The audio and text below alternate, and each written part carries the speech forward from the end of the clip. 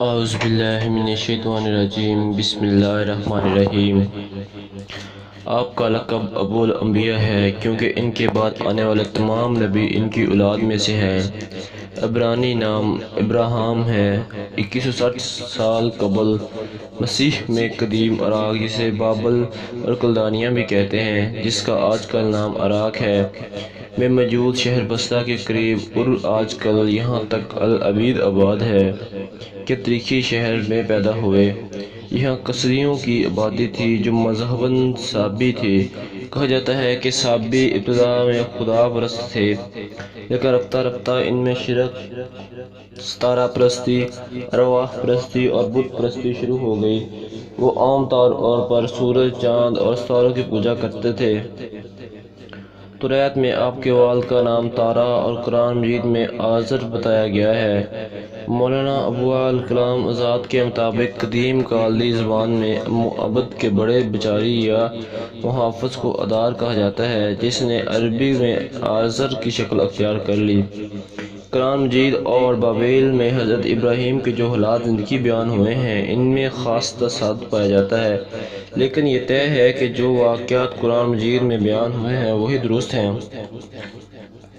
بابل اور تالمود کے مطابق حضرت ابراہیم کی پیدائش کے روز نجومیوں نے آسمانوں پر ایک علامت دیکھ کر نمرود کو مشورہ دیا کہ تارا کے ہاں جو بچہ پیدا ہوا ہے اسے قتل کر دے، کیونکہ یہ تیرا اقتدار اور حکومت کو تاہ و بلا کر دے گا۔ چنانچہ وہ ان کے قتل کے در پر ہو گیا، مگر تارا نے اپنے ایک غلام کا بچہ ان کے بدلے میں دے کر انہیں بچا لیا۔ اس کے بعد تارا نے اپنی بیوی اور بچے کو ایک غار میں لے جا کر چھپا دیا، جہاں 10 سال تک وہ رہے۔ یہاں اس امر کی وضاحت بے حد ضروری ہے کہ تارا ار اور اس کے بڑے دیوتا ننمانا کا بیچاری یا محافظ تھا۔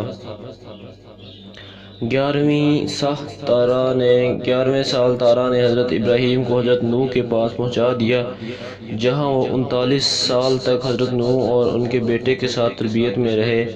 اس زمانے میں حضرت ابراہیم نے اپنی سگی بھتیجی سارہ سے نکاح کر لیا، جو عمر میں ان سے 42 سال چھوٹی تھی۔ بابل میں سارہ کو آپ کی بھتیجی بتایا گیا، البتہ عمر کا فرق 10 سال لکھا گیا تھا۔ 50 سال کی عمر میں حضرت ابراہیم اپنے والد کے گھر لوٹ آئے۔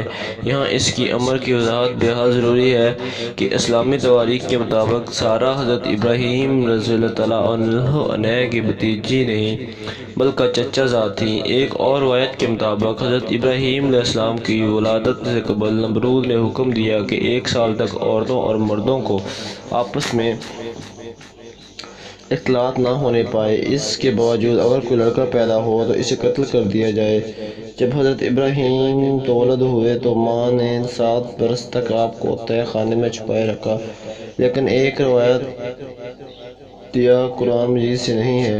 ابتدا میں حضرت ابراہیم اپنی قوم کے عقائد کے مطابق سورج اور ستاروں کو ہی اپنا رب سمجھا، لیکن جب وہ غروب ہو گئے تو آپ نے ان سے اپنی بیزاری اور برات کا اعلان کر دیا اور ان سب کے سب پیدا کرنے والے خالق اور معبود برحق کی طرف متوجہ ہو گئے۔ بت پرستی پر سب سے پہلے آپ نے اپنے والد سے اختلافات کیا، لیکن جب اس نے آپ کو سنگارے کرنے کی دھمکی دی تو آپ اس سے علیحدہ ہو گئے۔ پھر آپ نے اپنی قوم کو علانیہ دین حق کی دعوت دی، لیکن وہ نگہض و نصب قوم اپنی ضلالت و گمراہی پر قائم رہی۔